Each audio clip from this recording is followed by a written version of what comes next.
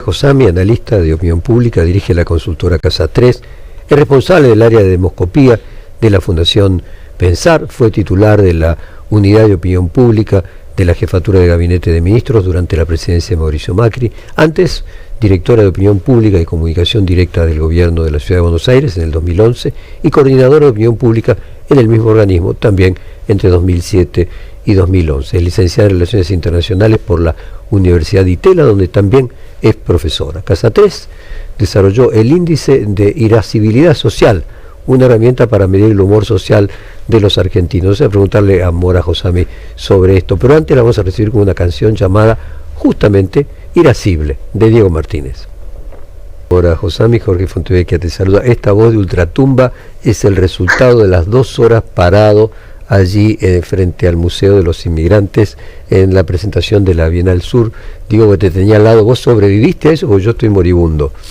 Yo estoy bastante bien, pero valió la pena, bueno, mucho frío, pero estuvo muy lindo. Es la edad de la juventud. Decime una cosa, ¿qué es esto del índice de irascibilidad y cómo fue evolucionando a lo largo del tiempo, por lo menos durante el gobierno de Milei? Bueno, sí, el índice nace con el gobierno de Milei, tiene 18 mediciones ya, y lo que buscamos era condensar en una sola magnitud el humor social a partir de distintas preguntas que tienen que ver con no solo el estado de ánimo de la sociedad, sino la percepción que tiene el gobierno, que tiene la gente sobre el gobierno, la predisposición a marchar a favor o en contra, la asignación de responsabilidad que le dan al gobierno en relación con el estado actual, y de esa manera se condensa en un nivel que va, en un número que va de menos 100 a más 100, siendo menos 100 el mayor nivel de crispación y más 100 sería el mayor nivel de conformidad. El índice hoy está en menos 9, se mantiene estable desde hace bastantes mediciones, pero muy robusto y muy consolidado en cada uno de estos segmentos que parecieran ver la Argentina de dos maneras completamente distintas, ¿no? Desde el punto de vista sociodemográfico e incluso desde el punto de vista político.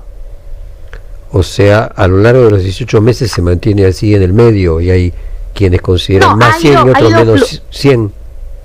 Sí, ha ido fluctuando, en hubo mayores picos de crispación y hubo otros momentos de mayor conformidad, pero ahora lo que vemos es que hace 4 meses el índice se mantiene entre menos 9, menos 10, menos 9, menos 10, siempre por debajo de 0, ¿no? Pero si uno hace un zoom in en distintos segmentos, vemos que, por ejemplo, mientras el índice en la media de la población es menos 9 puntos, entre aquellos que votaron a Milei en la primera vuelta pasa a más 51, ¿no? Hay 126 puntos de diferencia entre los que votaron a Milei en la primera vuelta y los que votaron a Massa, que tienen una irascibilidad de menos 77. Hay 2 Argentinas, la Argentina de los votantes de Milei y la Argentina de los votantes de Sergio Massa en el 23. Y después, cuando vemos adentro de los distintos grupos sociodemográficos, podemos identificar claramente 2 perfiles. Los entusiastas, que son por lo general jóvenes, varones de clase alta, y lo que nosotros llamamos las relegadas, que son mujeres de mayor edad y de niveles socioeconómicos más bajos, como los 2 estereotipos de mayor aceptación y mayor resistencia. Ahora, Mora, cuando uno analiza los votos que tuvieron en primera vuelta, tanto Massa como Milei, queda otro tercio fuera. Obviamente yo no hablo del balotaje, hablo de la primera vuelta. Entonces, claramente lo que vos decís es que los que votaron por Massa perciben una irascibilidad, no en ellos mismos, supongo que la perciben del presidente, y por el contrario, quienes votaron a Milei perciben una situación de contención y de cierta calma. Ahora, ¿qué pasa con los que no votaron a ninguno de los 2?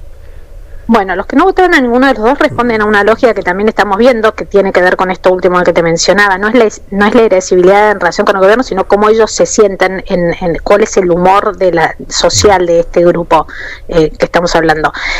Lo que también vemos es que la Argentina está hoy siendo una Argentina completamente binaria, en la cual hay una Argentina kirchnerista y una antikirchnerista. El tercio del medio hoy pareciera moverse de una manera más parecida a lo que fueron los votantes de Milei en la primera vuelta que los que fueron los de Sergio Massa en la primera vuelta. La grieta del kirchnerismo, inflamada en este último tiempo por por todas las novedades que hubo en relación con las causas judiciales de la expresidenta, generan un aglutinamiento en torno al kirchnerismo sí, kirchnerismo no. En ese sentido, los votantes de Juntos por el Cambio en una primera vuelta hoy tienen un componente más parecido en su comportamiento a los de Milei en primera vuelta que a otros votantes. Fíjate, qué interesante, Mora. Yo interpretaba la irascibilidad que el sujeto irascible era el gobierno, y vos lo que estás diciendo es que tu índice de irascibilidad, el sujeto irascible es el que dice que Exacto. Se siente incómodo Habla con el de gobierno, ¿no? la irascibilidad de las personas en relación con la situación. Y las personas pobres, ¿cómo pueden ser irascibles, digamos? ¿Qué poder tienen? No, bueno, nosotros pueden ser víctimas, lo que armamos, yo supongo, no ser irascible. Y perdóname no, que te completo la pregunta, perdóname, sí. Cora, te completo la pregunta. Vos usaste como sinónimo crispación, que era la otra pregunta que yo te quería hacer, que ahora se engancha con esta, que es, crispación se decía que tenía Cristina, y yo suponía que irascible era Milei. Vos de hecho usaste como sinónimo recién crispación. ¿Hay una especie de cambio de sujeto? O sea, el que es irascible y crispado es el votante y no el gobernante. ¿Y por qué Cristina era crispada y Milei no es irascible? No, bueno, la realidad es que sí, puede ser que la sociedad funcione como un reflejo de sus líderes, ¿no? Nosotros llamamos este índice a...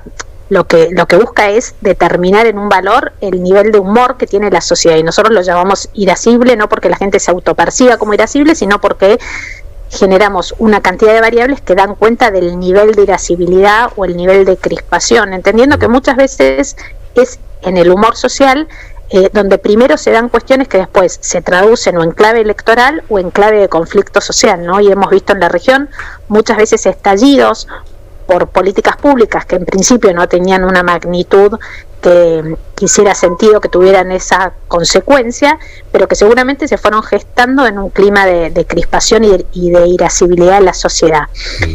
Nosotros cómo conformamos estos valores para decir cuán irascible está o no está la gente, tiene que ver desde la definición, desde la propia definición de cuál es el sentimiento que mejor los describe, el hartazgo que tienen, la predisposición a marchar, por ejemplo, a favor o en contra del gobierno, una pregunta que se hace de esta manera tal cual te la estoy comentando, la asignación de responsabilidades, cuán responsable creo que es el gobierno actual de lo que me está pasando a mí y cuánto de lo que está sucediendo tiene que ver con la herencia recibida, el metro cuadrado básicamente de aquellos que responden, si llegan a fin de mes, si están resignando consumos, todas cuestiones que dan cuenta o pretendemos que den cuenta de hasta dónde va a aguantar o no va a aguantar la gente. Entonces, en ese sentido, por eso le pusimos esta palabra que además es demasiado complicada de pronunciar muchas veces, que es la irascibilidad. Sí. No, que lo que yo noto cuando hablo con perdón, con economistas es que la palabra que se utiliza es estrés económico. Claro. O sea, cuánto estrés económico vive en distintos segmentos de la sociedad. Y obviamente el estrés económico, bueno, luego tiene consecuencias en el ánimo, en el comportamiento, y pueden desembocar, como vos mencionabas recién, en algunos casos de estallidos sociales, ¿no? Exacto. Pero bueno, también me parece interesante cuando vos decís de que la sociedad puede ser un reflejo de sus líderes, entonces la irascibilidad claramente la tiene quien gobierna, en cuyo caso irascibles serían los opuestos, en este caso lo que vos marcás, ¿no? Pero bueno, es evidentemente polisémico el tema. Exacto. Déjame pasar a salir de la irascibilidad y la crispación para pasar a las próximas elecciones. Vos, Mora, como dije yo en la introducción, fuiste una persona fundamental en las decisiones de comunicación y estrategia de comunicación y de opinión pública del gobierno del PRO, tanto en la ciudad de Buenos Aires como en la presidencia. ¿Qué le aconsejarías hoy al PRO como estrategia electoral de cara a las elecciones bonaerenses 1 de septiembre y nacionales de octubre? Bueno, la realidad es que los votantes del PRO están divididos en relación con sus demandas para con el partido. La mitad de los votantes creen que lo que hay que hacer es un acuerdo con la Libertad Avanza, mientras la otra mitad manifiestan que prefieren ir por separado. Es un momento bastante bisagra en el cual hay que llegar al 2027 y el 2025 es una estación para llegar al 2027, y esto tendrá que ver con la realidad de distintas provincias, y ya estamos viendo que hay provincias como por ejemplo en el caso de Chubut que ya han tomado una decisión en relación con lo que cada uno de los distintos son los distritos en los que uno está gobernando, gobierna el PRO, que los que no gobierna el PRO. Pero bueno, es una decisión que hay que tomarla muchas veces más allá de la opinión pública, y que tiene que ver con cuestiones más de estrategia política, estrategia parlamentaria y determinados niveles de gobernabilidad. El PRO creo que ha acompañado la mayoría de las decisiones de política económica del gobierno nacional, y es algo que puede seguir haciendo desde una alianza o desde un bloque separado. A ver, déjame entonces imaginarnos diciembre. La mitad, una parte significativa de los votantes del PRO y de los dirigentes del PRO están más proclives a un acuerdo con la Libertad Avanza, y la mitad en contra. Vamos a suponer que entonces en cada distrito prevalece la mayoría de uno o de otro, y en algunos distritos, como podría ser la provincia de Buenos Aires, van juntos y en otros no. Luego termina la elección de octubre, el 10 de diciembre asumen. ¿Qué pasan con unos y otros? Los que fueron en sociedad con la Libertad Avanza, ¿se mantienen el PRO y votan junto con la otra mitad del PRO, o son absorbidos de una manera, podríamos decir, votan siempre con la Libertad Avanza, independientemente de que su corazón siga siendo el PRO? Y bueno, eso habrá que verlo, porque en la Argentina tiene como una tradición de disciplina partidaria bastante lábil, resbaladiza, sí, lábil. La verdad es que hubo en estas elecciones, hemos visto que incluso hay votaciones cruzadas entre un bloque y el otro, y al interior de la Libertad Avanza, o sea, aquellos diputados que entraron por la Libertad Avanza ya manifiestan grietas en algunos temas. La realidad es que todo esto está completamente alejado de las demandas de la gente, y hace que en muchos casos lo que estamos viendo, la participación electoral sea tan baja, no es tan confusa la oferta, que la gente termina sin entender demasiado qué es lo que está yendo a votar y para qué está yendo a votar. Es un año de elecciones legislativas que por lo general también es más difícil transmitir un mensaje nítido a la población, porque el quehacer diario de los diputados y en algunos casos de los senadores no goza precisamente de niveles altos de evaluación por parte de la gente. Lo que vaya a suceder después del 10 de diciembre en función de los resultados electorales va a tener que ver obviamente con alguna estrategia de los distintos partidos, pero también con las personalidades y las distintas personas que vayan a ser electas en cada una de esas bancas.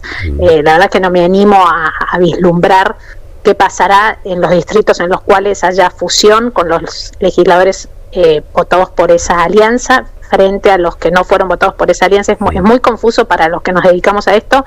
No puedo ni imaginar cómo una persona desde su casa puede estar pensando cómo va a votar o qué es lo que está votando, ¿no? Desde su casa pueden pensar que el Congreso es un contrapeso en la división de poderes, por lo tanto que es importante votar un Congreso que pueda tener la capacidad de cumplir su papel en la división de poderes. Pero entiendo que es muy abstracto para la mayoría de los votantes, pero ya que está, pasamos nuestro aviso performativo. Voy a lo que última pregunta, a lo que estaba diciendo recién Alejandro Gomel de Tucumán. Nuevo 9 de julio, la mayoría de los gobernadores con distintas excusas se borran, viajes, inauguraciones planificadas. Vemos todo el tiempo en el Congreso una tensión por parte de los gobernadores a que sus legisladores voten cada vez menos alineados con el gobierno, o por lo menos le cobren más caro cada uno de los votos de sus representantes. ¿Hay un cambio de clima en el interior? O sea, esto que están haciendo los gobernadores es porque perciben que ahora pueden hacerlo, mientras que el 9 de julio del año pasado no, porque el gobierno tenía mayor consenso. Pareciera que no, porque todo parece indicar de que sigue manteniendo la misma aprobación cercana al 50%. Ahora, si así fuera, ¿por qué hacen los gobernadores esto? Sí, no, como vos bien dijiste, no pareciera haber un cambio de clima por parte de la opinión pública, pero sí un cambio en la estrategia electoral, me imagino, y de cara a las negociaciones que tienen los gobernadores en relación con el presidente, y la necesidad de enfrentar en sus distritos elecciones locales en las cuales sí lo que demanda la ciudadanía es nitidez. Entonces, me parece que hay muchos gobernadores que están empezando a ensayar en relación con su posicionamiento electoral o el posicionamiento de sus listas en cada una de las provincias, un rol de mayor oposición que el que tenían el año pasado, justamente porque lo que viene es una elección en la cual el factor que va a determinar el voto a favor o en contra es el apoyo o el no apoyo al gobierno nacional. Y me parece que en estas actitudes y en estas actuaciones los gobernadores están empezando a ubicarse en este mapa de una manera que les permita poder cooptar sus votantes más históricamente, sus votantes históricos, ¿no? Aquellos que en algunos de los casos, en las provincias que son opositoras, busquen en esas listas mostrar cierta oposición al gobierno nacional, pero no hay un clima en la opinión pública, no es que Milei está peor en imagen que el año pasado o hay más rechazo hacia la gestión presidencial que el año pasado. Muchísimas gracias, como siempre un placer hablar con vos, te mandamos un beso grande. Gracias, y Jorge, con humor, que tengan un lindo martes. Gracias, y escuchá un poquito más de Irascible. De Irascible, que sí, lo voy a googlear. Muchísimas